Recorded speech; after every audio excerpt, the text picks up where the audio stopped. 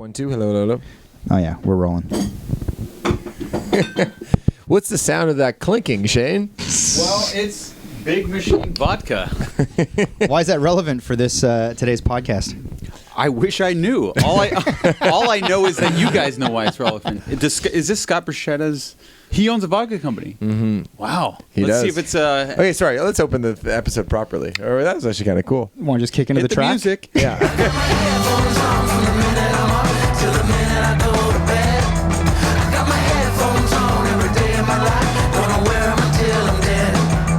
Welcome to the Mike on Much podcast. I'm your host, Mike Gurman. I'm here with my friend and trusted producer, Max Kerman. We're also here with our pop culture aficionado, Shane Cunningham. Guys, it's a bit of energy because we're not recording this at 299 right now. We're recording this at Manager Ash's office around the corner. At E1. Yeah. And she mentioned some Big Machine vodka that was, I guess, gifted to you, Max. Yeah, they sent me a bottle. This was and also while you were out getting us some Perriers, Shane literally just cracked the vodka. He didn't wait Well, to Ash ask you. said I could. I think she was half kidding, but I was actually cracking it open. Yeah, it is 3 in the afternoon on a Wednesday. Well, we're celebrating. What are we celebrating? And I got to loosen up. I'm nervous around you now, Max.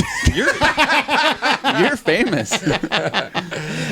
So first of all, the Big Machine Vodka is relevant because today's guest is Scott Borchetta, who, Max, you have a relationship with now because you're both on The Launch, which is on CTV. That's right. Wednesdays. My episode aired last week. Well, I think Scott must have had a good time because he sent you some vodka. He did, yeah. Very gracious host. Which you heard Shane open off the top. And what's the deal? We're all gonna. We're do going to cheers Max's big Canada-wide takeover. Yeah. That's Thank right. you. To the success Cheers. of Cheers, guys. Arkells. Hey. Oh, this is good. This is nice. I have gotten some. How is it, guys? That shot glass is like shot. That's like an American-sized shot. That's not a shot. That's like a Nashville-sized shot. That was like 2 shots in one. Whoa. Woo. Okay, thank you, Mr. Borchetta, for the Big Machine Vodka. The Big Machine is his record label, correct? Yeah. Yeah. Oh, my goodness. Okay, that's how you start. So first of all, for our listeners, we have not done a podcast in quite some time, and I just want to address off the top. I said this to myself. I was going to do this. I hadn't even told you guys or talked to you guys about this. We're getting very infrequent with our podcast. I've been thinking that. They're few and far between, and I feel bad. This has been a crazy time, but I know we said that a couple months ago with the show and all that stuff. But Max, you've been on tour across Canada playing arenas. You did Scotiabank Arena recently, which Shane and I are both at, which was amazing. We'll talk about that in a bit. Obviously, Shane and I have some small children. It's been, and our jobs have gotten very busy lately. It's been hard to be consistent. I just have one kid, for the record. That you know of. Collectively, we have two between us. Right. Yeah. And we talked to our other podcast friends like Matt Unsworth from Heist or whatever, and they always like, consistency, guys. Like, I know. we love your podcast, but just make sure they're out every Friday on the dot. And we're always like, yeah, you're totally right, man. And then we never hit our targets. I know. Well, Max is too big. He's hard to nail down. No. Yes, you are. In person? Stop it. I need to see your face. I'm drunk, excuse me. I love you, man. Why are you holding my collar right now? So anyway, I just wanted to say that to our loyal listeners who have been with us for 120 plus episodes. Thanks for sticking with us, and sorry about the infrequency. We would like to get more consistent. I think we're going to get back in the groove soon. I agree. Yeah, I just feel like it was a particularly hectic time. I thought we were doing this as kind of like a strategic plan to get people to watch Crave. There you go. Oh, no audio pods? Go to Crave. Yeah. So we starve them. We starve them out of their daily... I honestly thought we were kind of doing that. I was like the that you thought strategy. there was strategy. Mike and Max are really onto something here. They're strategically not releasing pods, so they have to subscribe to Crave. Which, by the way, I'm glad you brought that up, Shane. That's actually a pretty natural segue. We should always do a shot before we do a show. I'm feeling very talkative. I know. You know, the problem is, I feel like I've been boozing a little bit more lately, and this is like my one day not to booze. Do you booze after every show? Well, I've been kind of boozing during the show in a fun way where it loosens me up and it gets my brain kind of working in a slightly different way, like when you're a little bit drunk. And I did that bit the other day at the show where I was doing a bench press with the microphone stand. Yeah. Yeah, and I was like, I don't think I would have come up with that if I was completely sober, you know? It was a stroke of genius. Yeah, thank you. Yeah, so then and then after the show, there's usually there's a lot of people hanging around, and you want to keep social. The only person who doesn't seem to be partaking is Nick, of course, and Nick, of course, looks the best out of everybody too. Yeah. Yeah. You mentioned this on the last pod that his Discipline. ability to abstain has got you perplexed. So annoying, really, but no. Yeah. Well, what I was going to say is that please subscribe to our Crave show. Check it out. 8 episodes, all sorts of people. If you're listening to this podcast, you've probably heard it. But if you're not and you're a huge Launch fan or a Scott Borchetta fan, maybe it's your first time hearing this, we have a show on Crave with all sorts of major celebrities like Noel Gallagher, Sting, Leon Bridges. Shane does hilarious digital desserts with people like Jason Mraz. Yeah, Jason Mraz, Chris Red from Saturday Night Live, all sorts. Check it out. Check it out. And there's also a free episode on YouTube that you don't have to Oh, subscribe and that's to. picking up. I'm Is not it? sure if you noticed. Over What? 4,000 views right now. Sick. It's getting over 500 a day. If you're That's listening very in the UK, get a taste. Yeah. Or in the States. That's all we could give you for now, but maybe there's plans to maybe release. What would you search? Mike on Much, Letterkenny, or Jared Kisa? Jared Kisa. Jared Kisa? Okay, yeah. Yeah. Search that. So you played a show, Scotiabank, hometown show, Toronto. Yeah. Someone I know, just to bring it back to Nick for a second, Yeah. was at the show. Uh-huh. They're married. Uh-huh. I can't say who it is or if it's man or woman, but they were zooming in on Nick, being like, "Look at this sexy boy. This is my boy. I like this boy. He's a cute boy." And then I was like, "They're gonna delete that in the morning." And then you so tell me I who do it what is? I always do. I screenshot it, and then I'm like, in the morning, I see if it's still there, and then I'm like, "I told you." But yes, sure enough, crack of dawn, they were all removed. Gone. Nick actually had to, abandon a party the other night because he was being hit on too hard. Harassed. He just had to leave. Man, that's rough. Yeah. Yeah, well, I will say he's got it tough, man. I don't know how he does it or makes it through. There wasn't like a little after party after your show. It was kind of so Max was nice enough to you offered us some tickets, Yeah. so we didn't have to buy tickets, which was really nice. All you have to do to get some free tickets to our Arkells show is over 100 podcasts with somebody, and so I got a message from Andrew Ash. He's like, "We got you, blah blah blah. Show up. They're at Will Call." I'm like, "This is cool." So I show up at Will Call. They have tickets, but there's this little like backstage pass that says after party on it. That's like a laminate that you have to like a sticker you have to put on your coat or whatever so that you can get in. And then so in the Platinum Club after the show, are we allowed to talk about? Of course, this? yeah, bro. Yeah, let's get There's like a party, I guess, for friends and family. or Yeah. whatever. But it was awesome. It was super fun, and it was the first time Danica and I had ever had a babysitter. So Oh, wow. we got a sitter for the Arkells show. Were you nervous leaving the kid at home? Me? I was just ready to party. Danica had some more reason. No, we were both like, I think had the healthy amount of like, is it weird to leave her? Well, she's just sleeping. And like also we have the app so that we can watch the monitor. Oh, and you're also like 2 blocks away from home. Exactly. Yeah, it's not like you're going too far. Not at all. So we were in good spirits, and our sitter was great. Shout out to Shay. Did you hear about Julian? Speaking of manager Ash, at the after party, Julian stole a table from like a big wig at Universal Music. For our listeners, Julian, we talk about That's a lot hard on this to do. pod. Champagne Boy takes his shirt off all the time. You give him a lyric on this latest record. Yeah, he's on 2 records now. Yeah, yeah. But basically, This is so funny. Julian steals a table that belonged to somebody else at the after party. Like a bigwig at Universal. Yeah. And then so this person, her name was Heather, was very annoyed at Julian. And then he goes to Ash. Ash is standing there, and he's kind of harassing Ash. And so this woman, Heather's like, "Is this guy bothering you? Like, do we need to kick him out?"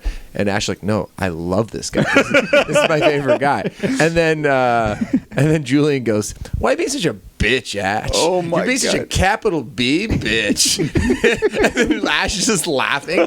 And then she's like, "You're being so needy. I got this bitch into Coachella." And like Heather was like so perplexed. She's like, "Well, what is going on right now?" Ashley's never been happier. She's like hugging Julian as he berates her. Anything he does is lovable. Oh, It's so weird. yeah. How does he get away with Like it? I do the exact same stuff as him. I get kicked out. They didn't want to let me into your after party, and I had the pass Why didn't they want to let you in? because you know how you gave like a little fortune cookie-esque note that was like exclusive friends and family only, which was total bullshit, by the way, because everybody was there. Like there was like 300 people there at that party, but the security guy's like, "Excuse me, where are you going?" I go, "Oh, into the show." I'm like, "I'm good friends with Max." They're like, "Haha, yeah, prove it."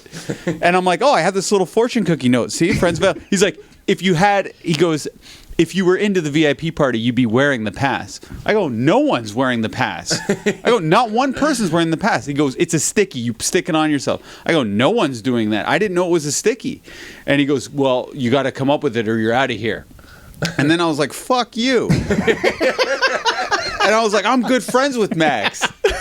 He pulls out the crepe show, starts showing it on his phone. Well, I was like, "Where's my wife?" And then because Alex had them in her purse, and then I shoved it in his face, but he still wanted to kick me out. Well, you're acting like that. Well, when you yell "fuck," He you. was acting mean to me. I'm totally nice if you're nice to me. The vodka's really hitting you right now. He's leaning back. For our listeners, we were doing this in manager Ashley's office, and Shane is sitting in her chair, so Max and I are on the other side, like we're like interviewing for a job. And the more this has gone on, Shane's now like leaning back, like feet up on the fucking desk. Yeah, fired. Any other any other observations from the show? Because on our end, Kyle Dubas, former podcast, called in. You have a bit where you use a payphone, which makes sense. You were really acting that out though. Like that call was like I was laughing because you're like Kyle Dubas is calling. You're like whoa, and you're like it was like blowing your mind. It's a pre-recorded. it's a bit. Tape. It's a great bit. But the crowd loved it when it was. Hey, this is Kyle Dubas from. What did you say? I'm Toronto Maple Leafs GM. Yeah, it's Kyle Dubas. And then, not to give too much away, but on the message that he recorded, it was like, "It's Kyle Dubas. Hope you're having a great time at the show tonight." But he didn't leave enough space because I wanted people to react to it. So in the audio, we cut it and we left 3 seconds of just silence, so then the crowd could go woo, and I could go nice. Oh with my eyes. Yeah, You sold it. yeah. Do you like the other bits? The doctor's note bits? Well, I had seen people Instagramming these doctor. Sure, note okay, bits so you before. knew about it. But you don't do the Dubas bit in every city. No, that was a special one.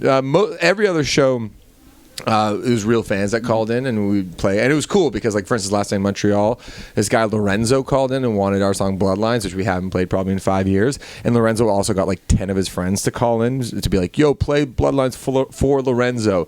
And so we played the message last night. Lorenzo happened to be like right in the front row. He starts freaking out. He's like this awesome. like kind of good looking young kid. And we pulled him up on stage and he like sang the final chorus like on his own. He knew every word. He was like going crazy. So there's great little moments of magic. But for that one, we had I'm Not the Sun actually picked for Toronto. Like it was a fan user submitted thing. But then the previous night in Ottawa, we played Blueprint and it was killer. And we wanted to do that bit wherever all the horns take a solo. And so we're like, oh fuck, how do we play Blueprint again? Let's run it back. So I texted Kyle. This is giving away a lot, but I texted Kyle like 9 a.m. on the Saturday. I'm like, yo, Kyle, we have this bit. Can you just like send me a voice note right now? And within 5 minutes, he sent it right back. That was cool. Well, you're his favorite band. Yeah. Isn't Kyle like your guy, Shane? Yeah. Well, I don't. Years ago, I went on a trip with his wife. Years ago, she was 9 at the time, so it's not what you're thinking. You were 28. Yeah. He likes younger women. Okay. She was like a neighbor, so you guys grew up She was a together. neighbor, essentially. and yeah, I think like maybe there was a period where we could have dated. Nothing's wrong with saying that, maybe, but we never dated, and now he's with her. So Yeah. you're welcome, Kyle. Then you guys are both almost at the same level of success, so it's not weird. It's to see close. Yeah, very. It was close. a real nail biter for a bit when he was with like the Prairie Dogs AHL team. But now he's kind of pulled ahead. That's not an AHL team. Yeah. Oh man, It's a marathon though, not a sprint. a lot of years left. Yeah, A exactly. lot of years left. Oh man, that's a lot of ground to make up though. He's like the GM of the Leafs at 33 or whatever. Let's see what Crave season 2 has to offer us. Good stuff. Any other observations? How's the band been on tour? Everybody getting along? Everybody's enjoying in really good spirits. The shows have all been really fun. I noticed Mike D, your lead guitar player, is always wearing a suit now. It's very like Talking Heads. It's like this is a new thing. He's got custom shop suits. With the horns, it adds a whole new dynamic when you have more people on the road. Because when it's more scaled down, if it's just the band and a few crew members, there's a certain dynamic. But on this tour, we had the 3 to 4 piece horn section.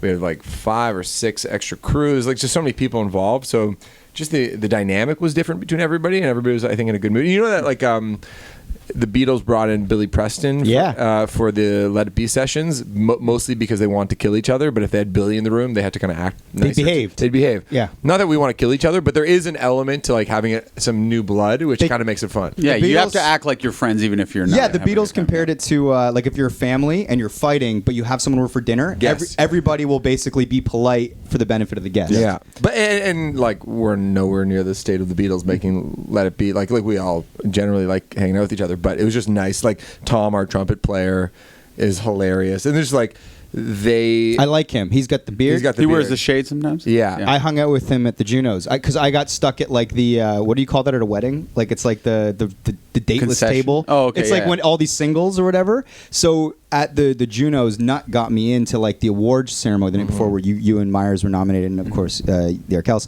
And so because this table was like kind of like they had a couple extra seats, basically stragglers are like, yeah, if you want to go, you can sit there. I ended up sitting next to Tom for the whole award show. Tom's great because he basically is mocking me during the whole set, but he's making everybody else laugh. So he's sort of like next to Tim. He's like shouting things at Mike and Nick across. Like in My Heart's Always Yours, he'd get the megaphone out and go, my heart, my heart. And then Mike loved that so much that Mike started doing it. Mike grabbed the megaphone.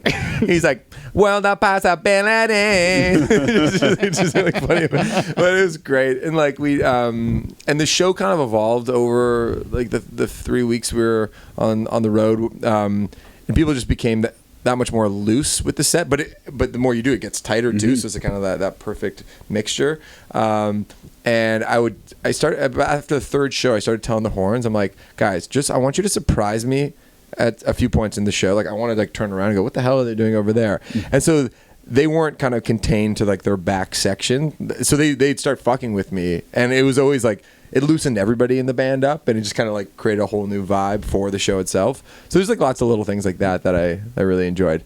But any other observations from the crowd? Well, I wanted to know, you know how there's people showing up with the streamers? Oh yeah.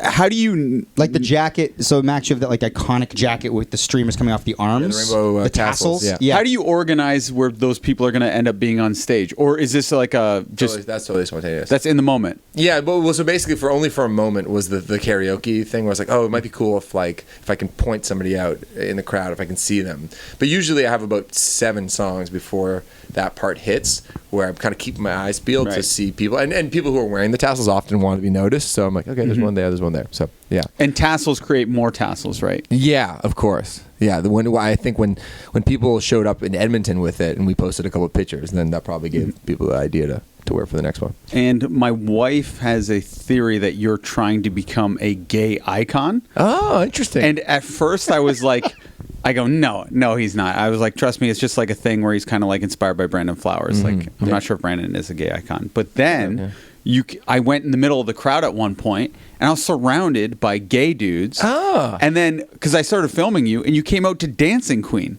Oh, yeah. And I was like, is this a thing you're actively trying to do? Not actively, but I think some of those sensibilities that come by naturally. And I like here's the thing. I like the show to be more flamboyant and fun than a typical rock show. It's like there's other rock shows that are a lot more like masculine and like a Glorious Sun show? hetero, yeah, or like Foo Fighters or something. There you go. Yeah, that's like that. Whereas and to me, when we put out our first record, when Oh the Boss Is Coming came out, there was like the dude ratio was like 65-35 probably, guy to girl, and I never loved it that much because it's like you just attract like drunk dudes who get into fights with each other, and I like drunk dudes, but I don't like the getting to fight kind of drunk dude, you know.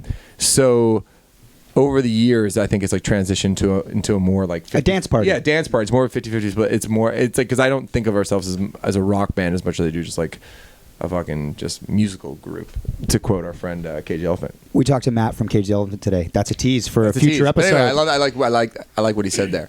So anyway, but I think the vibe is so much more fun at the shows, at least for me. Like if you have like a really good mix of like girls and gay dudes, and we actually have a lot of like lesbian fans whose first dances have been our songs and stuff like that. Really? It's so cool. Yeah. Man. What's the number one wedding dance? And then Arkells? some. And My Heart's Always Yours. Those two. Yeah. Shane, you loved And Then Some when he sent the demo run, right? Was that the one you loved? Did I tell you that? Yeah, you went nuts on that one, I feel like. Oh, did I? Yeah, Hey, I is do. there I like more, that. is there any more of that vodka? Yeah. Get it up. Get in there. All right. And give me like put half of it in that cup, and I'm going to put this Perrier in there. I'm going to make a little vodka soda. Whoa. Yes. Now we're talking. Well, I mean, now that we're doing the damn thing. Do I it's have to go back to Hamilton? Oh, Max. You know what? I hadn't hung out with you in quite some time, and we got together Sunday night with Dan Hamilton. It was great. That was a fun night. It really makes me feel good. It's like there's a pain deep within me. And this eases it. and That's this enough. eases it. Oh, you went too heavy. Oh, sorry. That's yours. Okay. No hesitation. Literally half. There we go. Oh, you're going to do it like that? Yeah. I thought you were going to pour that in there. What else? Anything? Any other like crowd observations? I liked. I thought the bit with there was a girl. It was her birthday, and it felt very. Oh yeah. So you're giving out the doctor's notes. Although I did have a little concern. Sure. Because it was a Saturday night show. I know. It didn't work. But I turned to Danica and I go, I get the bit, I dig the bit. I go, but they're fucked when it's a Saturday or Friday night. I know. No, but here's the thing: you do, like you said famously before, all your fans are university students, right? Anyone in Canada who's a university student is an Arkells fan. I believe was the No, direct I heard of the Arkells. That's the direct quote. Yeah. and they probably have part-time jobs where they do work on Sunday, so maybe and it some will people work. do have to work on Sundays. there But are I people that agree. work on- But you know, to be honest, in my mind as I was walking through the crowd, I was like, "Fuck! It is Saturday. Like, you know, this is gonna be hard to find people that actually have to work." And I had 3 notes prepared. I always have 3 notes, and the first 2 it was kind of hard to find the people. I could tell. I was watching you sweat it. I'm like, hey, he's doing crowd work right now. Good luck finding someone that goes, yep, I got to work tomorrow. And I feel like one person actually understood and helped you out with the bit. Yeah. Oh yeah. It was like, this guy needs a hand. Sure, I'm working at 8 a.m. tomorrow. Yeah, 100%. But you handled it great. It was fine. But then what had happened earlier? Do our listeners know what the bit is? Maybe Oh you can yeah, the explain bit is basically I emerge in the crowd halfway through, eyes on the prize, and I want to get a good look at the crowd, and I want to make sure they're committed to the night. You're walking through the I'm crowd. walking You're through with the people. and I keep on bringing back this Saturday night theme, no matter what day of the week it is. And I start handing out doctor's notes on a pad that says from the desk of Doc Arkells, so it's like it looks like a doctor's note, and I hand them out and say, this person is now not going to work tomorrow. It excuses them from work the next day because they're partying so hard at the Arkells show. That's the conceit of the bit. Exactly. And I write a note that says like, due to all the singing and dancing at the show last night. Do you write it live or is it pre-written? I write it. It's pre-written, but I write down their name on it. I leave a space, nice. and I just Which is awesome for a fan to like walk away with that piece with of a little. paper. That's what I thought. Oh, it's amazing. Though it did give me a slight an insight. I usually thought like every single person cares about Instagram as much as we care about Instagram, but like nobody posted the thing. I did 3 times a show for 11 shows. There's like nobody put it on the internet.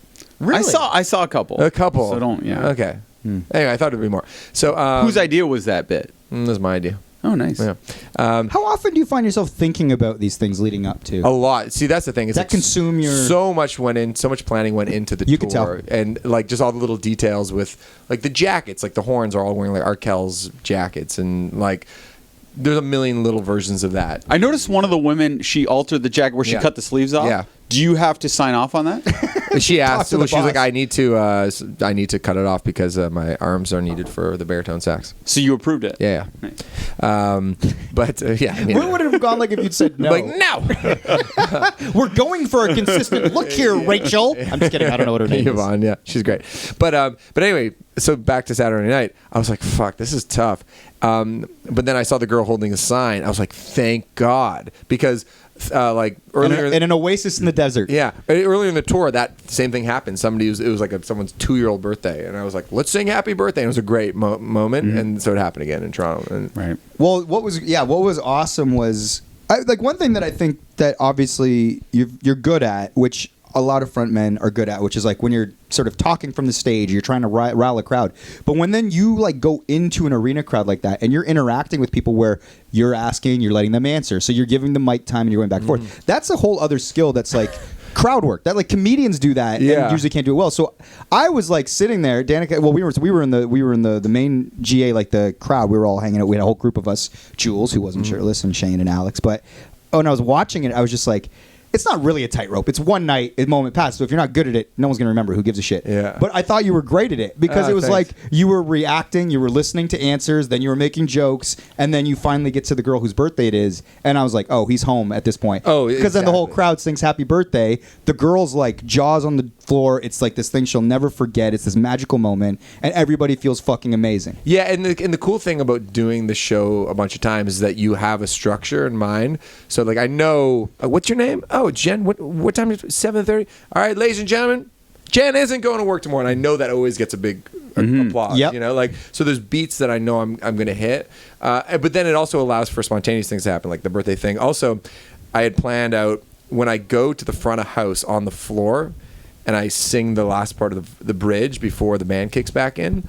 I always go, guys, but damn, I need to get back to the stage. How am I going to get back? All right. part the way, and then it's this cool thing that happens where the whole audience parts, and It gives you a runway back. Gives to me the a stage. runway. It's like and- you're Moses. Yeah, exactly. Come on, man. He's already got a complex. I didn't say God. and I just can imagine like the visuals kind of cool, and if you're like depending on like my vantage point, it's kind of cool just to see all these faces like waiting for me. But then what happened at the Toronto shows? This girl just grabs my hand and dances me to the front. Did you see that? And she kind of looked like it was like typecast for like she's like I'm gonna spin you to the front. I was like okay, let's do it. I meant to ask because I thought she was part of the bit. No, she wasn't. She wasn't a plant. She wasn't a plant. That was a great moment. Yeah. That was awesome. So that was really fun, and like the one thing I was wondering about. So for that song, what's the one that you do the crowd work in? Eyes on the Prize. Eyes on the Prize. So there's like a musical breakdown where like there's a bit of misdirection here. There's a bit of stagecraft. Yeah. So the band's like doing the get the horns doing the whole thing. At this point, you leave the stage, but. You don't really notice because the band is rocking so hard. There's a lot of like, look what my left hand is doing because my right hand's doing this. Yeah. Didn't realize you were gone from the stage until you emerged halfway down the arena. So I turned to Danica and I go, that was nice. I go, because I actually didn't realize he was gone until he emerged. And then I started thinking about the cardio you need to get from the stage out to the bowels of the ACC into the 100s. So out from the lower part, run all the way half arena and then emerge. How do you do it? Do you have bodyguards running beside you like a presidential So what candidate? happens is, I was like, okay, so I need time to get out to the crowd, and some arenas are bigger than others. So during the beginning of Eyes on the Prize, the stage is dark at the front of the catwalk, and our roadies are setting up Anthony's keyboard stand and a microphone. So by the time the second chorus hits, Tony's making his way to the front. Tom, our trumpet player, is making his way to the front. And by the end of the second chorus, I've already left the stage, and the spotlight, the whole arena is dark. The spotlight is on the two of them, and they're doing this extended jazz solo. That's what it was. So all the eyes are on them doing this like kind of cool duo thing. Meanwhile, Ash has met me on the side of the stage. She has the pen and paper with her, and we're sprinting. Like it's like a 2-minute sprint. And that particular route at the AC or Scotiabank was hard to get to. So basically, you had to just run full sprint for a solid 2 minutes probably. But do you have security people, or is Ash just literally knocking people out the way? At that point in the show, there's not too many people to run into because they're not out there getting beers or food. How do the people react who do see you? They don't know what they're looking at. Like, there's actually a couple of pictures. You go blowing by. They're like, "Is that a gay icon?" Right.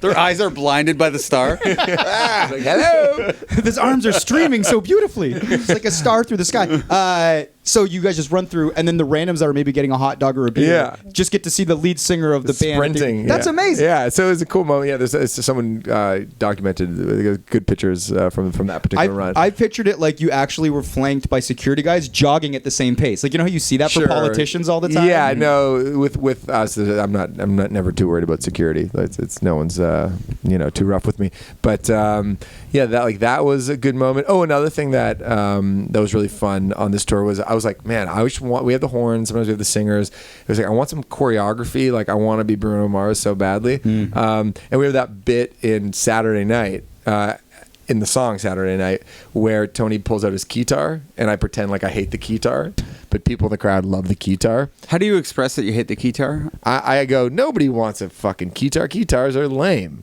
It's like, I thought, we've been coming to Toronto for years, and we were always worried about this too cool for school Toronto, and you're telling me you want a keytar now? Like, that's like the bit. And then he does this thing where he hits a note, and I go, it's like, my mind is saying no, but my body's saying, woo! Wait, who wrote this? I did. Oh, wow. I actually came up with that one in the moment, too. That came on like the second or third show. I was quite happy with that. And then the coolest part, so it's like we do this build up, and Mike throws in a lick, and it all seems very improvisational. So it's like Tony goes, and then I was like, Mikey, what you got? And he goes, and then the sax adds it, and then Tim comes in with the drums, and it launches into this finale section, and then the final 4 rotations through, we do the synchronized dance. Did you guys catch that? Oh yeah, yeah, and I just wanted a little bit of choreography, and actually I got the idea for that from Natalie Prass. Because at the show, she did this little bit of choreography during her set. It was just one time where another future guest for listeners. That's right, where she and her bassist and her guitarist did this kind of old school Motown kind of thing, but people's minds explode because the whole thing seems so spontaneous. Yeah. But clearly, like, it's not. It's a lie, yeah. Yeah.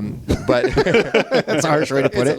It's a lie. traveling theater show, Shane. That's my favorite part, honestly, and that's like what makes, I think, Springsteen so good, or any great performer. That like they're able to like make it feel like magic. Like it's Well, all here's the happening. thing, and I think that, and you'd speak this more than others, but like, there needs to be like, say you're in Vancouver or Toronto or Calgary, there's going to be something unique about that show. Yeah. It's its own living beast if you're not just going through motion. So yeah, there's bits, but they're going to change because of circumstances that night or something unexpected happens in the Yeah, crowd. and you react to it in the moment. Exactly. Yeah. So it does make it unique, you know. But it is funny, I think, philosophically, how music, and I think it's more accepted now like this, but it's like if Jerry Seinfeld's on tour and he's going city to city, nobody's like, oh, he did that in the city the night before. But with music, there's sort of this illusion of Yeah, of course, where it's like it's not theatrical in some ways. it's not theatrical. It's supposed to be like you're reacting to the music itself. And, Yeah. like, and it needs. Do to you be, feel weird about sort of revealing craft, or do you? No. I think it's cool. I like knowing how the greats like pull off their bits. Yeah, so I think it's cool. But and then the other part which I was really happy about was ending with hand-me-downs and the again, like the whole place to do it. Yeah. Like that was like, oh, that's such a cool moment. So it's like so we spent a lot of time thinking about like what are the little moments throughout the set that we can sort of try to orchestrate and like kind of cross our fingers that it'll go the way we hope. Yeah. And Have you ever done something like that and like, all right, sing it, and they don't know the song as well as you thought, or like it's like 10% of the crowd's joining in? Of course, I mean on the Canadian run, I was a little more confident, but yeah, I'm like, okay, I guess I'm handling this one. Do you get nervous more for like a live podcast, which something which isn't as practiced? Yeah, or way more nervous. you do. Yeah, because the show itself, that's something we do every day. But like, for instance, in Calgary, we surprised these kids who were performing People's Champ. We showed up to their school and like jammed with them, all these elementary school kids, and we were all kind of nervous for that. We were like, it was like noon. We were standing like in the gym closet waiting to surprise them, and we're all like looking at each other like, how's this gonna go? Yeah, because they all want to see like Little Pump or something. Right? When we came out, there were some people who were like recognized us immediately, but there's a bunch of kids who were like, what the hell is going on here? They're just like very confused. What's the biggest song with the kids? Knock in the Door, I think. Yeah, that's probably the biggest one. Seems like it's going well. Yeah, it's been fun. And we're in the middle of it, or winding down? Yeah, we're kind of we started the U.S. leg, so we're going to Buffalo, and we're on the road for a while. Wait, so we're still gonna have infrequent pods, or are we just gonna have to do Collins? No, I'm gonna try. I'm kind of back and forth a bit, so we'll just have to really plan our schedules to make sure when I'm back for the day or two. We'll just keep coming back to this office until that bottle is gone. That's right. Wait, last question. Yeah. Do you ever wear the frilly jacket around town? No, but I am wearing an Arkells music jacket, Touring Ink, around town right now. My brother Greg rolled into my place wearing one of those the other day. I know. I was like, "You got one of the touring jackets?" He goes, "I demanded it from Max." Yeah, he did. Yeah. And I'm wearing a pod hat. Maybe he I didn't like demand that. it. He listens to this pod and he'll be like, "I didn't say I demanded it." Yeah, he did demand it. Oh, did he? Yeah, Okay, yeah, good. yeah. Confirmation. Well, speaking of the Big Machine Vodka, our guest today, guys, is Scott Borchetta. Our guy. You sat in on this interview, Max, because you guys had like a rapport. You know, I felt kind of like the third wheel. Yeah, Scott's been a good dude to me. Yeah, he sent us the vodka. He treated me really well on the show. Give the people some context for Mr. Scott Borchetta. Scott is a music mogul, basically, at this point. He is responsible for discovering and signing Taylor Swift. She's a big person. She is. Florida Georgia Line. He's the label for... I don't know. Dude's been at it for a while. Who do you think he brags about more? I mean, he probably gets asked about Taylor a lot. Yeah, it's not really his style. He's kind of like, he's a very... you never know when you're going to talk to one of these people that's sort of been very successful in music for so long, and you know what I mean? He knows that his Wikipedia entries are like, discover Taylor Swift, how's this, how's that? And I felt that he was pretty thoughtful and interesting about sort of discussing the business and why a song works or doesn't work, and sort of being like, I guess what would be the equivalent of like a producer on a movie, someone that like brings these things together, makes creative choices, but also sees the forest through the trees. So I thought it was interesting to see how a guy even has a job like that. Like, how was that a career? How he got there, and then how he sort of operates while sort of occupying that post. So if you're a guy like that, do you have to be musical yourself, or Is it kind of like being a coach where it's like you can tell LeBron to dunk, but you can't necessarily do it That's a great yourself? question. He is musical because he was in a band. Yeah, and his dad was a music label guy too. But that's a good question maybe for a guy that's in a successful band, Max. Do you think in order to do his role, you have to be a musician? Not necessarily. It is funny though, because there are some people that I know that will remain nameless that will like talking about how they have golden ears, like people on the label side who are like, I know I can hear a hit. I discovered it. Like I knew it. And it's just like a funny thing to brag about because you're like, I don't know. And so, I was thinking, it must feel pretty good to be him because he, like out of all people who could brag about that, he's pretty high on the list of. He's got a legit track record. Yeah. Do you remember when you sent me knocking? Yeah. What'd I say?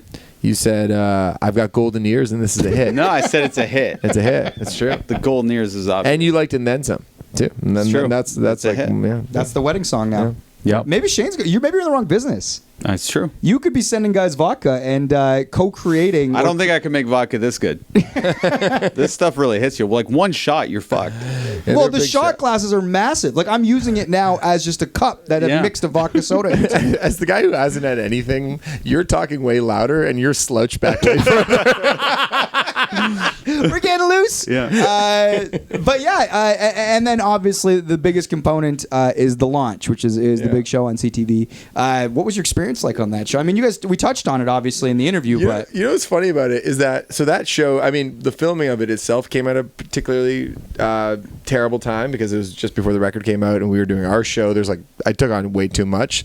So this was very busy for that reason. But my responsibility on the show felt Way less? Way less. It Right. felt so light, like compared to what everybody else had to do on it. Like John, the musical producer, John Levine, after we did our segment, he had to produce the song. So he basically went right from the thing that we were all doing together into the studio and worked with two separate acts to record their versions of the song. way more heavy lifting. Way more heavy lifting. Like obviously Scott Borchetta is like a producer on the show. He's involved in every conversation. Mary May is there for every episode. So I was just sort of like the last guy, and I just kind of got to like sort of just be myself. And the one part of my contract I demanded was I get to go for like an hour and a half lunch with Ash. That's brilliant. Yeah, and so anyway, I felt like I didn't actually work that hard. It was fun and interesting because I got to see how a television show was made. But then they did so much promo around the show. I've never been a part of so much promo. So people were like, I'm seeing your face on every Sunday football game on CTV. It's like, there you are. It's like you're on the side of buildings. So it was just a funny thing that like the thing I did the least amount of work for possible was the most visible. Was by far the most visible thing that I've done. So, but I was happy with the way the episode turned out. Have you, in doing all this, are you like, from now on, I'm not going to try to do as much? Like I get burnt out? No, oh, you mean in terms of my schedule? Yeah. Oh, sure. No, I like to be busy. That was probably teetered over the line of what was reasonable. But Because I have a controversial question to ask you. give it to And I me. want you to be honest. Yeah. So, the other day, we wanted to record a pod on the day of your show. Hold on, hand me the vodka over before this happens. Now we're getting deep.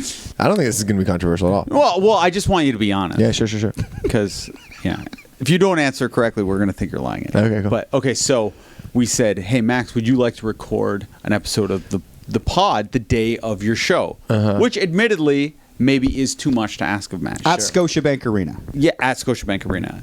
So you said, yes, I'd love to do it. And then you put Ash on a Oh, I know group where text. this is going. Well, let me tell the fans. Sorry. On a group text with Ash, the next message was, hey, Ash, can we find a room? I know what you think. This would be fun for me.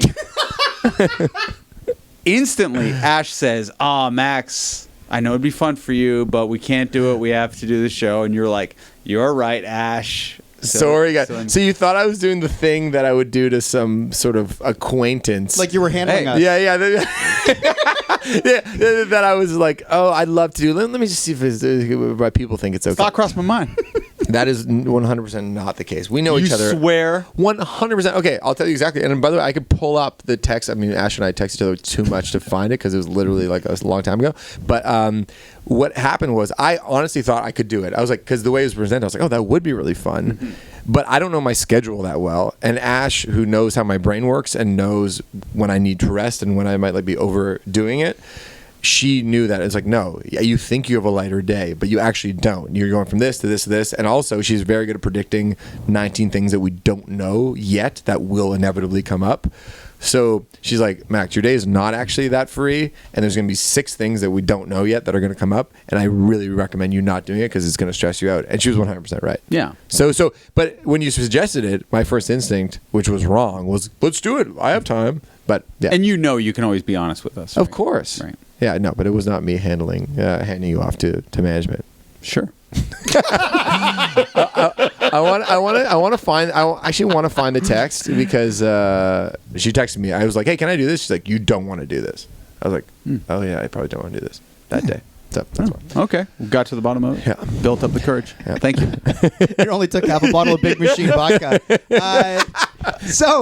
Guys, as we always say, we've had maybe you're a huge Scott Borchetta fan, a Launch fan. Check it out on CTV. I believe there's a couple more weeks run when you'll be hearing this, but also go back. It lives on CTV.ca. Check out all the great artists that come out of that show. As for us, we have 8 shows on Crave that we would love you to check out. We also have over 120 episodes of our podcast. Go back, listen to them if you're coming for the first time. Guys, I don't think I have anything else. Are we just going to get to Mr. Scott Borchetta? It's been about 45 minutes. So This might be our longest pod ever, but you know what? People have been waiting around, so I'm not going to cut like any of this. No, it's all gold. And stick around for the dessert, because people love dessert, right, Shady Boy? It's true. They do. How much one's vodka you have for the dessert? All right, want to get to Scott Borchetta? Let's do it.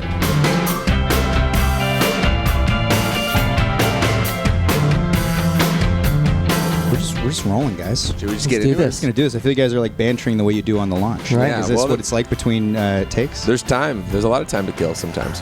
But Scott has way more decision making to do than me. Are you saying he's far more busy on set? Way busy. It was for me. The experience was sort of a delight because I was so pampered and so taken care of by everybody. Yeah. But I didn't actually have that much work to do. Well, they told us you were like a total diva coming in. That we better be ready, you know?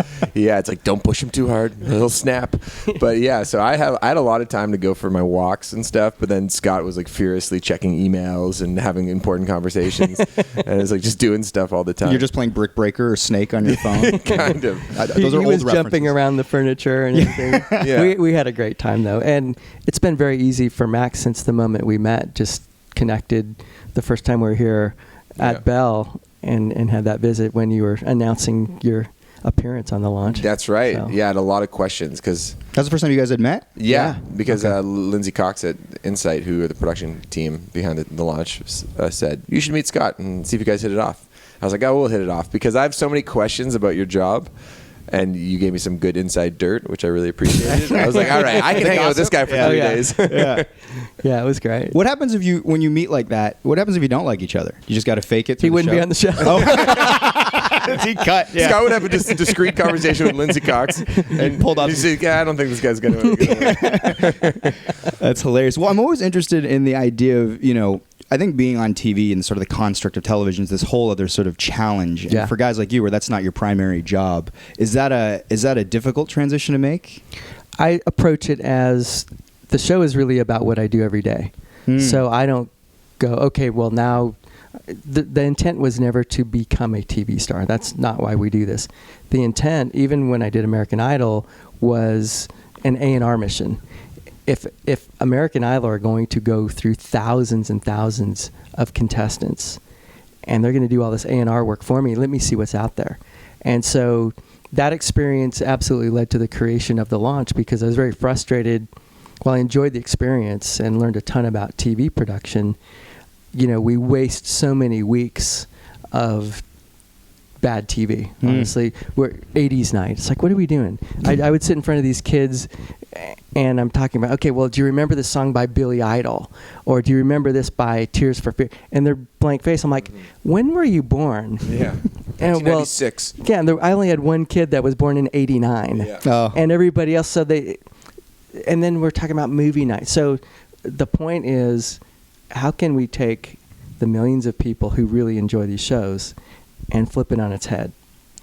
As the label for Idol, we get down to those last few weeks where we go from 5 to 3 to 2 to 1, and you're trying to guess what the song would be, which producer would be right, and you're just throwing darts. And we we did reasonably well with the singles that we did, but I'm like, man, if we can take this opportunity and really go after it from a record company perspective, very selfishly, let me start with a great producer and a great song, and let's cast 5 artists that we think could be right for this, who are ready for the opportunity. It's not the kid sitting at home singing into the mirror with a hairbrush. It's if Max's band hadn't been signed for whatever reason and the Arkells came on and you just needed that moment with a Ryan Tedder as a producer or a Nile Rodgers, it's like, man, we got everything it takes. We just need that break. Yeah. And that's what's so cool, because we have proof of concept.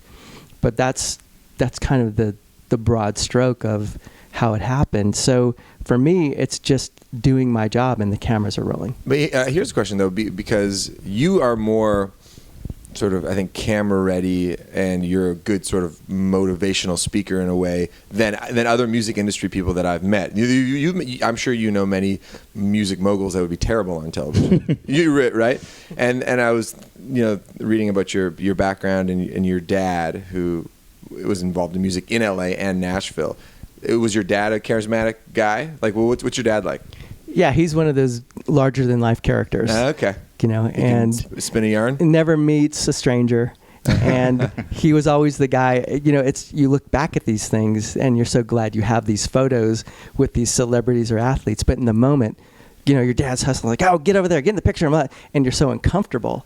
But he was always that guy of like, oh, you got to meet this, you got to do this, and so in the moment, as little kids, you're just like, I think we're interrupting everybody. But stop it, Dad. They just want to be left alone, right? But it was a great lesson in how to walk into a room and to take over. But I learned restraint, which he never did. Well, we're all evolutions on our parents, though, right? Mike, we're always like 2.0. You are your dad 2.0. Oh, right, yes. Like he'll love you and your hearing dad that. are very you and your dad are very similar, right? But you're a slightly more refined version of your dad. Well, that's what we all are, right? Yeah, exactly. right. Refined versions of our parents. You got any of your mom in you?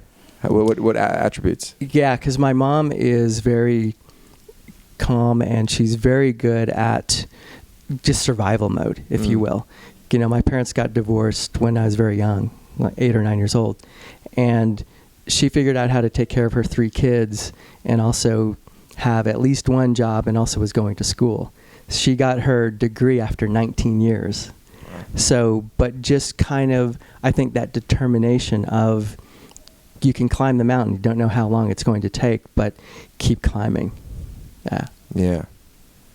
That's and did you spend time between LA and Nashville then? Like as a kid? Like would you visit your dad? Grew up in Southern California. Yeah. So was born there. And then my dad went to Nashville in the late 70s.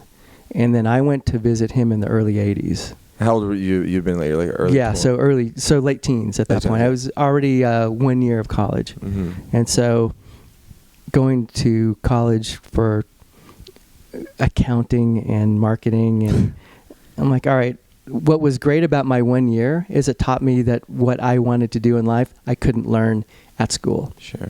Well, that's like training for what would be considered a conventional job, like you said, an accountant or whatever. And it's interesting to me because your dad's in the industry. Your mom was not? She wasn't, no. So when you want to go into like a career in the arts, and it's hard to be successful, I think, in the industry, as you guys know, is what the show's all about. Was that like a hard sell with your mom? Like you're like, I'm going to give it a go here. Was she like, no, maybe get that accounting degree? You know what? I think she knew she couldn't control me, that I was just going to do whatever I was going to do. And I think she always tried to support me very early on, not knowing what the word entrepreneur was. I had a skateboard business, and the way it came about is I wanted to, because I go back to the Dogtown skate era, and we got to skate in pools with Jay Adams and Tony Alva, and some for that hardcore skater crew. Yeah. I mean, we were there back in the day. Wow. But Do you still skate? Only in my mind. Okay. So, yeah. I'm awesome in my mind. Dude, you should see the air I'm pulling. It's unreal.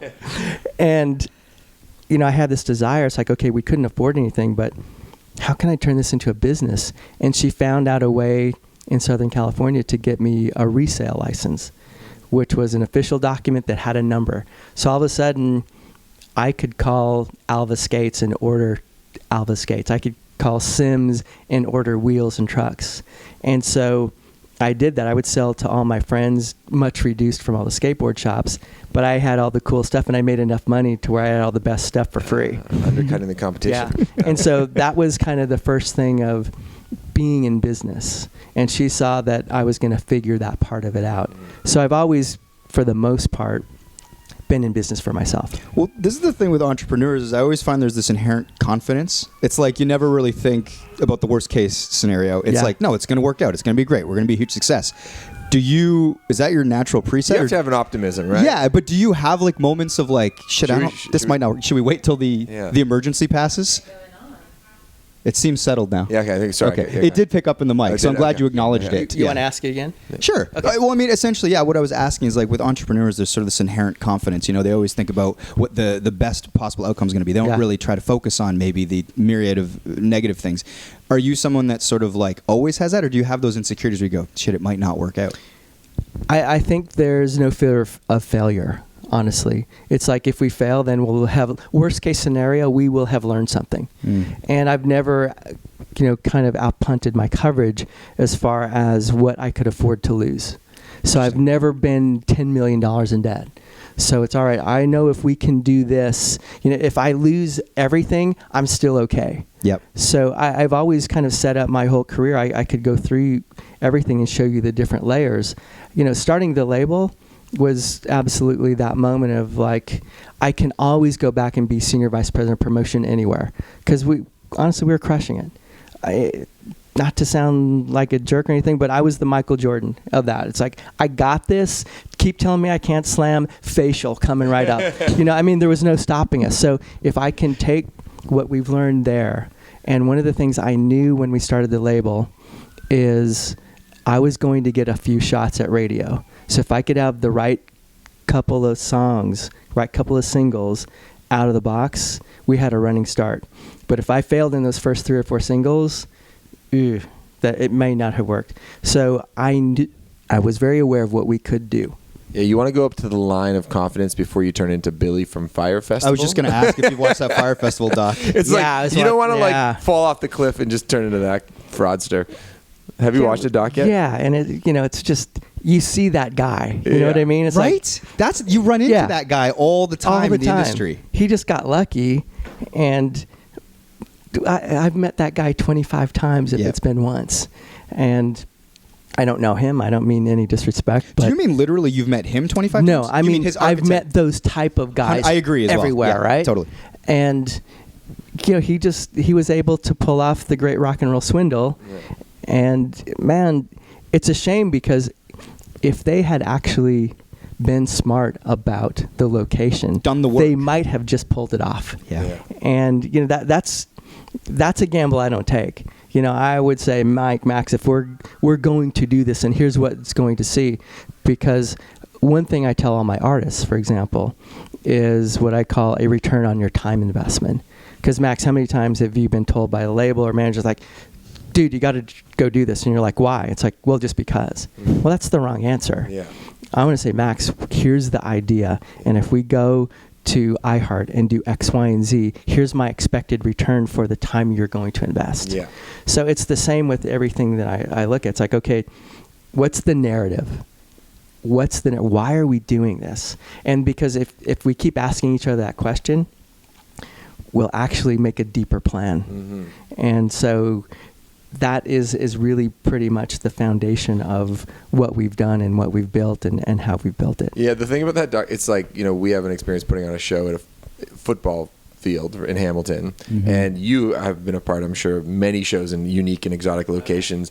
And, we worked with Live Nation, and it's a big fact-finding mission where you're like, okay, it turns out to cover the football field and just flooring, that's going to be $100,000 or something crazy.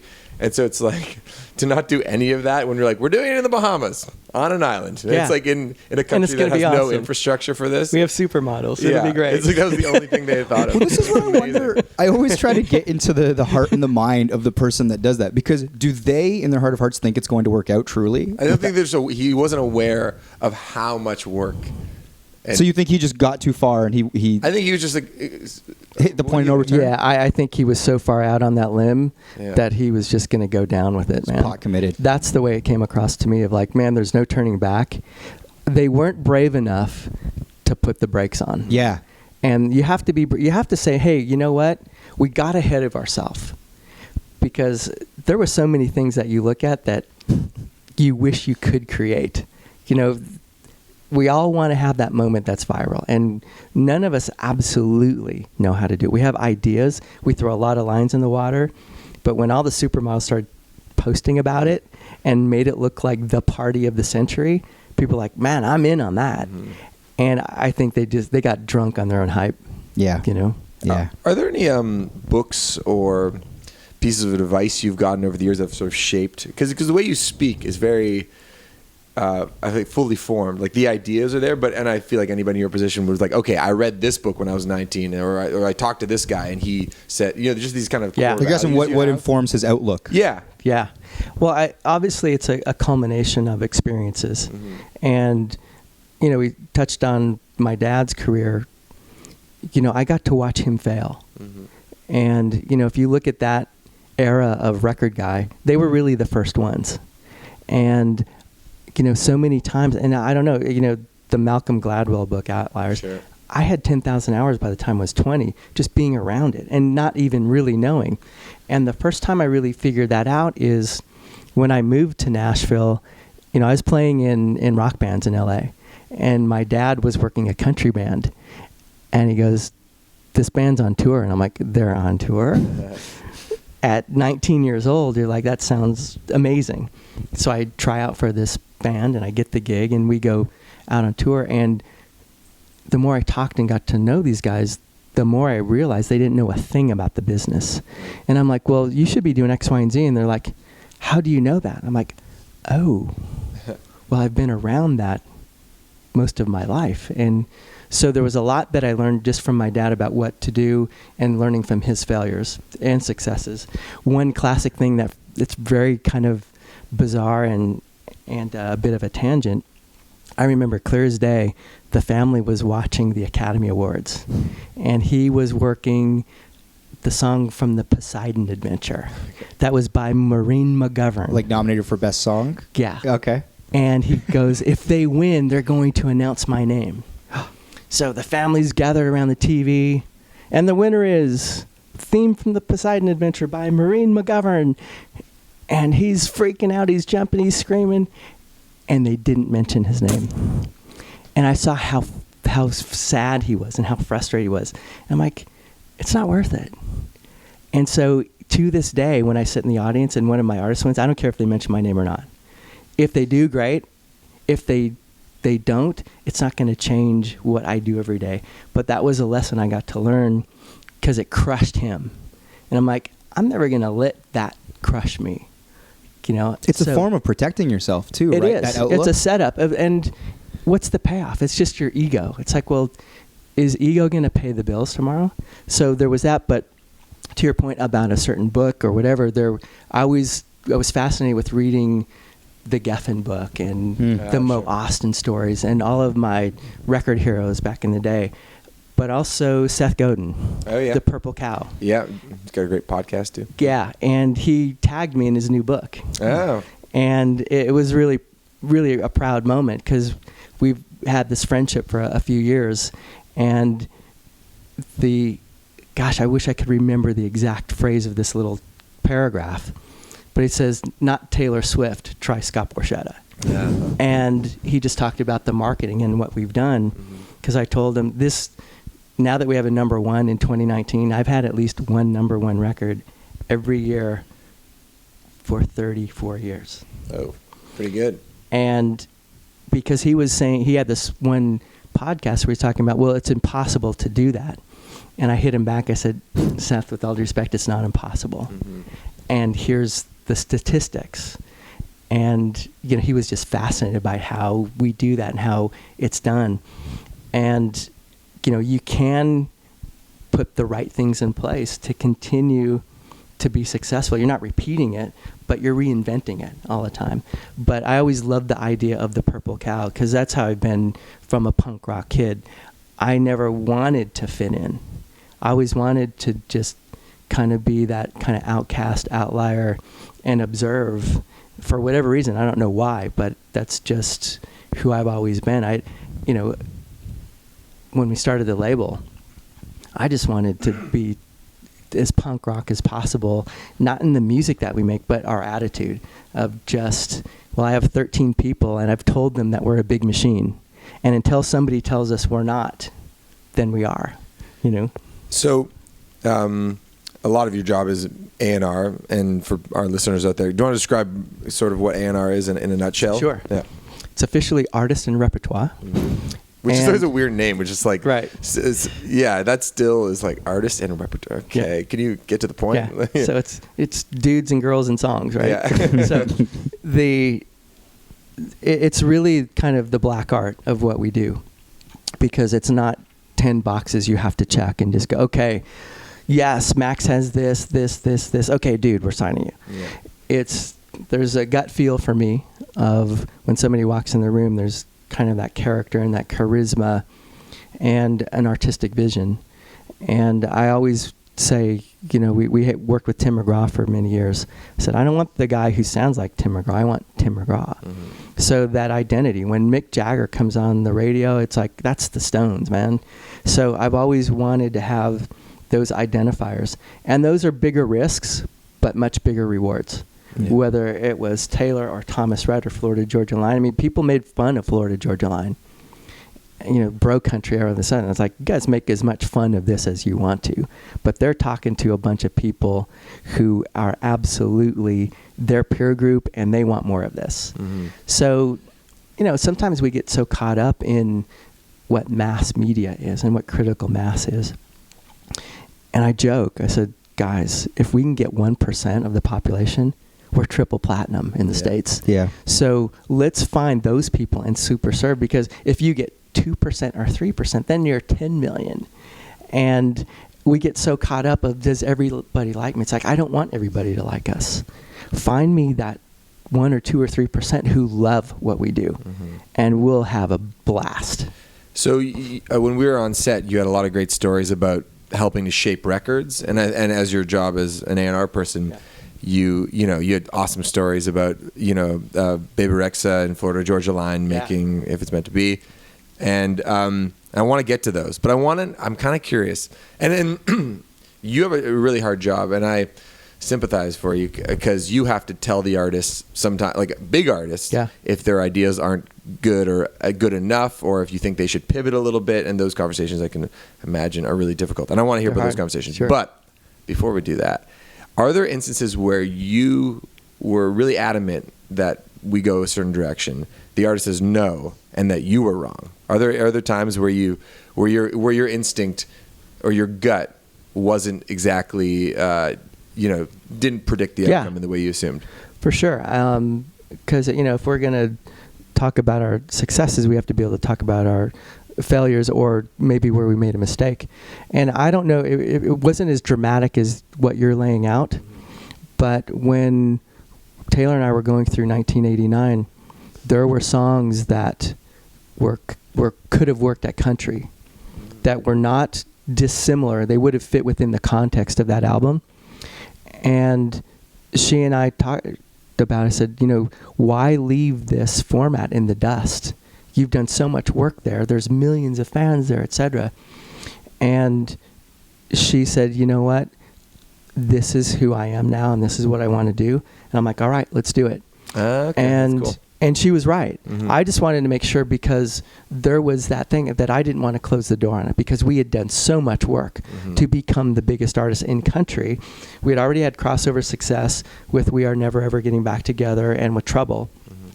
And so we knew when she started that album, she said, hey, I'm going to start with Max Martin, and we're going to make this whole album together. I'm like, great, rock on. But that was kind of a moment of, I trusted her implicitly, but I said, make sure that you want to do this. And I made it her decision, and she didn't like that.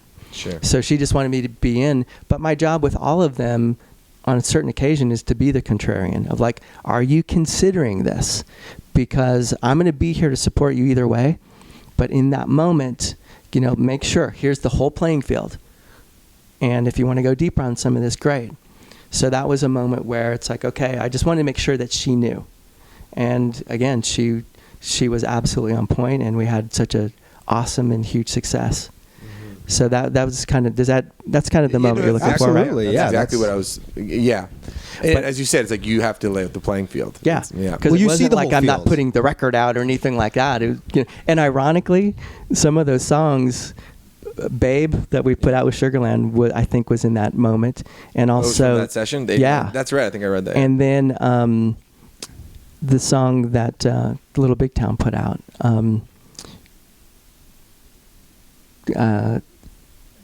Which one? Yeah, Better Man. yeah. So those, anyway, so because in that moment You she were was right about writing the so- songs. I was right about the song. You're right, because they went on and they did what they needed to do. Huge yeah. song. So, but Max, another thing that comes to mind, and this is happening in real time, is Brantley Gilbert. Mm. So we worked really hard on that album all year last year, and he kept sending in songs and sending in songs. He's like, "Man, I think I have it." I'm like, "It's good." He's like, "Really? I don't have it yet." I'm like, "Brantley, I don't think we had that moment yet." And it got over to, late summer. He turned in 8 songs, and he felt great about them. And I'm like, "I feel really good about them." Mm. He's like, "What do I need to turn in?" I'm having And- anxiety hearing that as an artist. Yeah. I No, can only feel for him. Yeah. And so I said, "Look, there's this other song that's been sitting for years. Why don't you take this out and why don't you rework it? Because, man, fine." And he goes, "Let me call Rhett Akins, who's Thomas Rhett's dad, and get my track guy, and I'll take him out on the road this coming weekend." I'm like, "Great." So he calls me Friday. He said, "Dude, I'm going to send you a funny version of that song that you like, but it's called It's On." And it's a big anthemic thing, but it's just, he doesn't want to do it anymore. It's like, "Can you cuss on this podcast?" Absolutely. Okay. So I'm going to quote the lyric. "It's on, you motherfucker, it's on, blah, blah, blah." And I said, "Look, we can just say, brother, it's on." But he wrote it kind of it was a different version of Brantley. He's 7 years clean. This song wasn't clean. Uh-huh. So it brings back a lot of stuff he didn't want to mess with. But there was this big anthemic chorus. But my idea was like, get in that mode. I need a Brantley boots in the dirt, Southern Georgia, take me back. And so he sends another song, and it was called New Money. And I'm like, "Brantley, this is good, but anybody on Music Row could write this or sing this." I said, "It's a 9 to 5. And that's what I call our songwriters, that it's like, okay, any of the 3 of us could sing. It's like, okay, that's good. And he's like, "Fine." And then he calls back. He goes, "All right, check this. I don't know if it's anything or not." And he texted it to me, and I listened. I hit him back in 3 minutes and 42 seconds. I said, "That might be it." He's like, "What?" He calls me. He said, "Are you serious?" I said, "That might be it." He goes, "Well, you're on speakerphone, and Rhett's here, and we're talking." He goes, "What do we need to do? Maybe there's a female feature on this record." I said, "I can hear that." So we start going down the list. So we decide that we're going to go and cut this song. We don't have the female feature figured out. And we're thinking of all the bad pop ideas. It's like, "Oh, well, we could try to get Halsey or this." I'm like, we could try, but that's not Brantley Gilbert. And so he called me and literally goes, "All right, how about Kelsey Ballerini?" I said, "Brantley, Thomas Rhett just recorded a track with Kelsey." He's like, "Okay." "How about Carly Pearce, who's on our label, who had a huge hit with Every Little Thing last year?" I said, "She just recorded something with her fiance, Michael Ray." He's like, "Danielle Bradbury." I'm like, "We just shipped a Danielle record with Thomas on it." And he goes, "What the fuck, man?" And so I was thinking about it the whole weekend. I call him on Monday. I said, "I want you to go with me on this. I want to try Lindsay L." I said, she's done all the right stuff. She just hasn't had the right 3 minutes yet. And he goes, "I don't really know much of her music. Every time I see her, she's cool." I said, "I just want you to trust me on it. Let's just go try it. And here's the deal. If you don't like it, we'll keep trying." Okay, cool. We send Lindsay in with Dan Huff, and she's in for the full day, and they sent me the track. I was so excited to hear it. And it was terrible. And The roller coaster of a story. Yeah, I know. my I did God. not expect to go. This is Yeah. keep going. It's like it's And like so- 7 p.m. It's like, and then we tried. He won't shut up. More sirens. So I called Dan, and I said, "Dan, why don't you try this?" Because we had a version that Brantley sang all the way through. I said, instead of going higher with her from the second chorus. I mean, from the beginning of the second verse. Have her sing exactly in the same key, same melody that Brantley sang that second verse in, and then go high at the last line. Okay. Lindsay comes in, who's awesome, ready, willing, and able to make the record that needs to be made. He calls me, he goes, bingo, we got it. And he sent it to me. I'm like, this is it, man. Wow. And so he goes, do you want her to play the guitar solo? I'm like, yes. So he took Brantley's guitar player off and put her solo on, sent it to Brantley, and he called me, he said, I can't believe this. I love this. It's his fastest moving song to date. We're top 40 this week after just 2 weeks. Mole. And so it was a year to get to that moment, because once it was there, I'm like, dude, this is the first single. Let's go. And he and his manager said, do you want to do the pre-testing? I'm like, nope. I don't need to know what anybody thinks. We got it. Let's go. How often are you interjecting? Because you're working with these like world-class producers and musicians, and for you to give a musical note that's kind of specific, it's like, drop it down an octave. How often do you do that? It really depends on the artist, but we got to work together on the launch, so you got a kind of a flavor of that. So I'm never really, I have to have that conversation, whether it's Ryan Tedder or Dan Huff or whoever we're working with. Even with Max on some of those early things. Max Martin for our listeners. Yeah, having that conversation of because of what I love about Max Martin, and you and I spoke about this, is what I call the economy of notes. There's no note wasted. One of my favorite things that he ever did was the production of Trouble, because he has this very specific guitar riff that comes right out of the chorus, and you would never think that transition could happen so abruptly, but it's beautiful. So that was part of the magic that I learned working with Max. Yeah. It's fascinating to see sort of how laborious it can be to make a hit song or anything like that, because I think for listeners, they think, somebody sits in their bedroom and they write a song and then it gets recorded and it goes to radio and becomes a hit. Yeah. It's like you have sort of an inside look at the minutia of how literally a song like the Brantley song literally takes a full year from basically inception to market, and then how people sort of respond to it. There's a great article, I forget who put it up, but about that song, The Middle. Oh, yeah. Did you read that? Yeah. Fantastic story. So it's Zed was the producer on it, and he had the song ready to go like in March or early in the year. And I think it was going to have Camila Cabello sing it, but then her song Havana was blowing up, and so she's like, I can't do that. And then they took it to another pop. Didn't quite sound right. They tried out so many different people, but they couldn't find the right fit. And then, and correct me if I'm wrong at any point here, they landed a Super Bowl commercial for the song. For Target. Yeah, for Target. Yes. But it wasn't finished yet. The song, but they still hadn't found the singer. And then who's the country singer? Maren Morris. That's right. How'd they sell the song to Target, to the advertiser? Yeah, what's the was there a demo or was it just? Yeah, I mean, because Target are great when they find the right moment.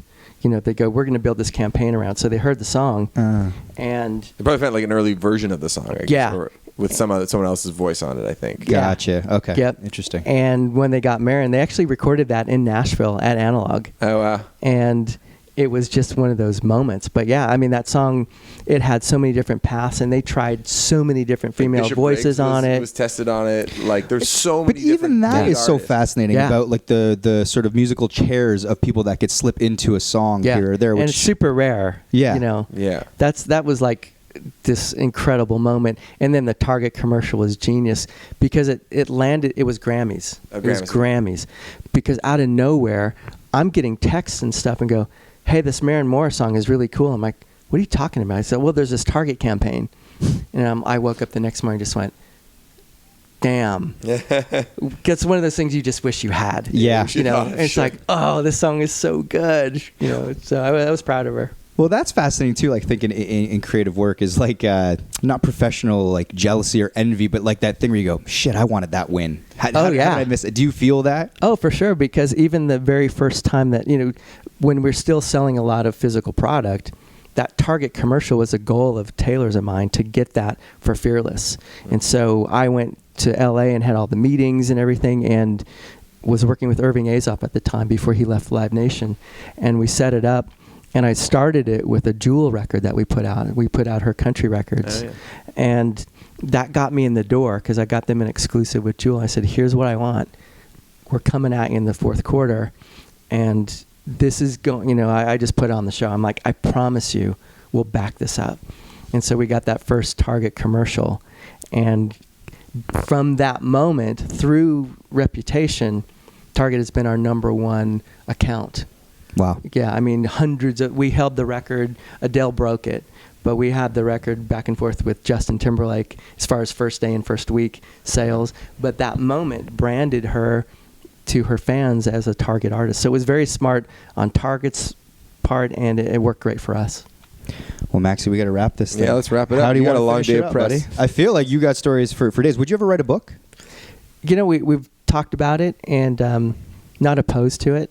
There's a lot of things I can't say yet. So You got to wait till they sort of time out and everybody. That's You're in the thick of it right now. You want to write it a little bit, when later, you can talk candidly and openly. Yeah, because I don't want to hurt anybody's feelings or anything in real time, and just there's a lot of things that also too. There are things I probably would never talk about or put in a book because Sure. I was trusted by these are people that trust me and entrusted these experiences. So I probably would never outwardly talk about them, but it'd make a great book. I have one more question. You've been around a ton of great artists and producers, and whenever I'm around a producer who has chops, you go, oh my god, your jaw kind of is on the floor. Just how quickly they work and how creative they can be in the room. Out of everybody who you've come across, who are the ones that stick out and go, oh, that person made my heart pound just because it was just like it was watching Michael Jordan on the basketball court? Is there anybody who sticks out to you in that way? It's our second Michael Jordan reference. Yeah, that's a very basketball podcast. There it is. A couple people. There's Dan Huff is my guy in Nashville. I've taken so many tough projects to him because I know he can land the song. I know he can take that difficult key change, that difficult moment, whatever, and nail it. And on another day, I could play you guys demos of where it started and where it ended up, and going, here's where it was a junk car, and now here's where it's we a should Ferrari. make a podcast together with that idea. That is It'd be a lot of fun. Yeah. And so Dan, of course, Max Martin, because he just the way he thinks, and also too the way that Max operates. He's always bringing in young people around him, and I kind of do the same thing at the label. It's like bringing those young interns because they'll just nip at my heels all day. Have you seen this? Do you know this? You had a story on the launch where you're like, someone told me to do this, and I didn't even know what it was, but it was a young person in the office. And it was the right move. Yeah, and so you have to, because I really do consider myself every day a student of this game. And the other one is Ryan Tedder. I mean, Ryan is so fast and so specific, but also very open. And, he allowed, like on this first track that we have coming from this season, it's called Better. And he let me really push the envelope and explore on some things. And we ended up getting a feature by Boy Wonder and Killy on this first track. Wow. So it's, he's awesome. Ryan's awesome. Okay. Yep. All right. Well, thanks so much. Thanks, guys. Thanks for your time, Scott. Really appreciate it, man.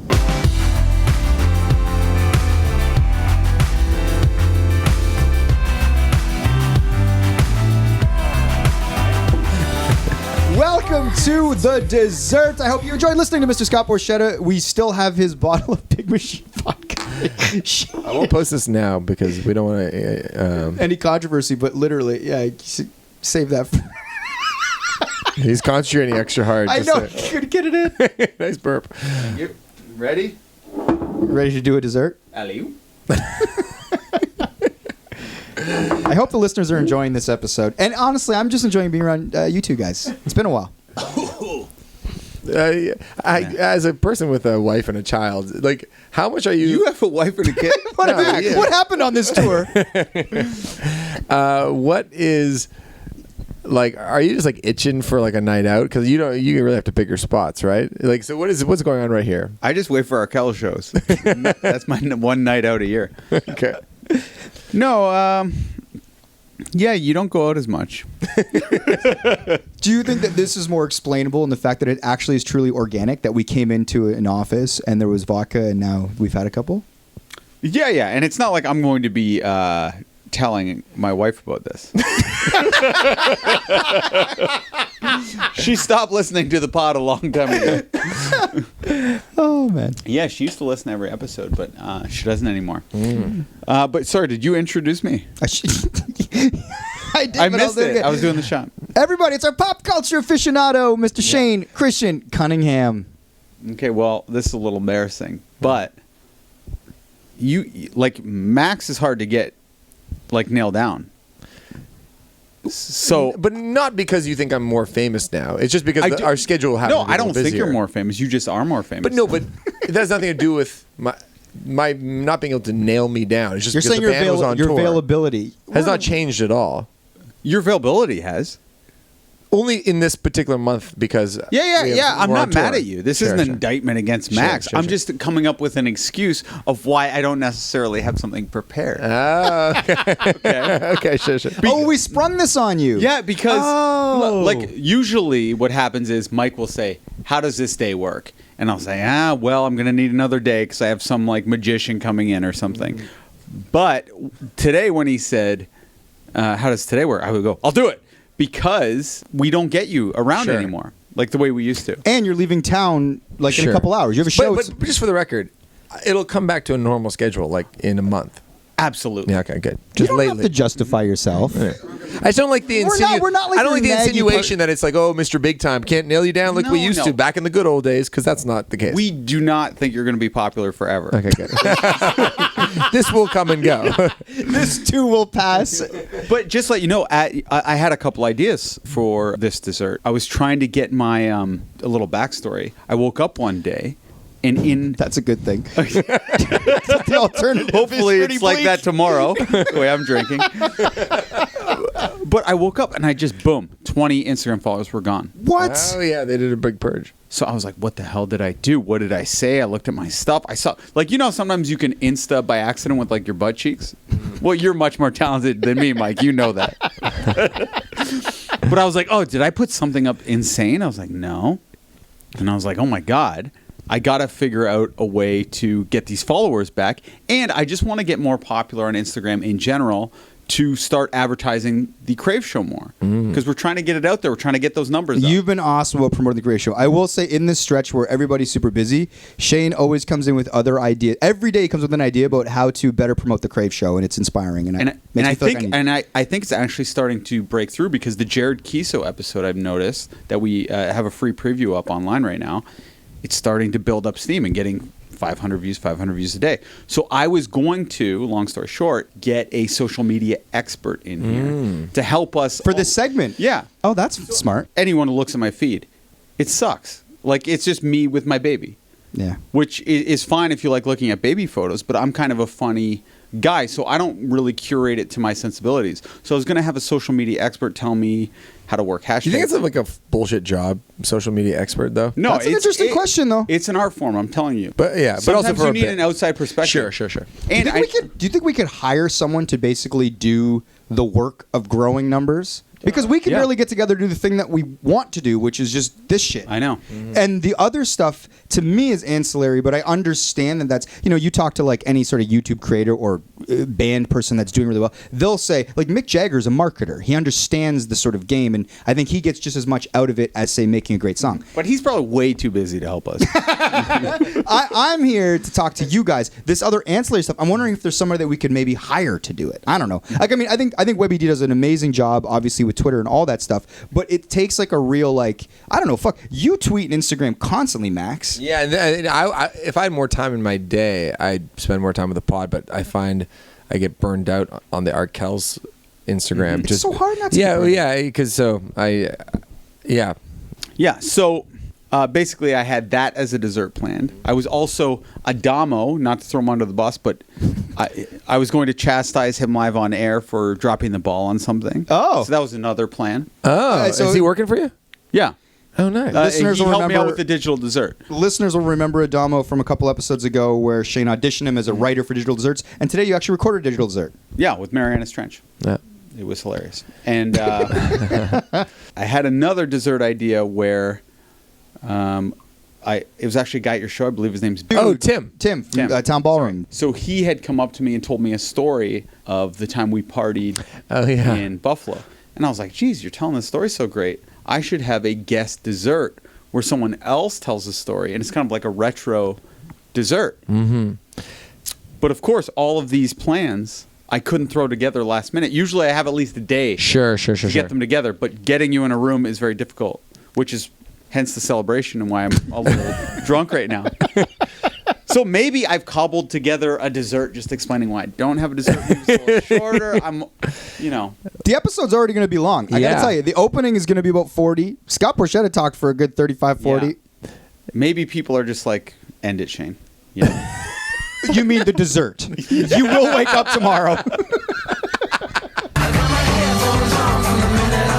All right, the Mike and Bunch podcast is produced by Max Kerman. I'm your host, Mike Bierman. See you next week if we don't die on the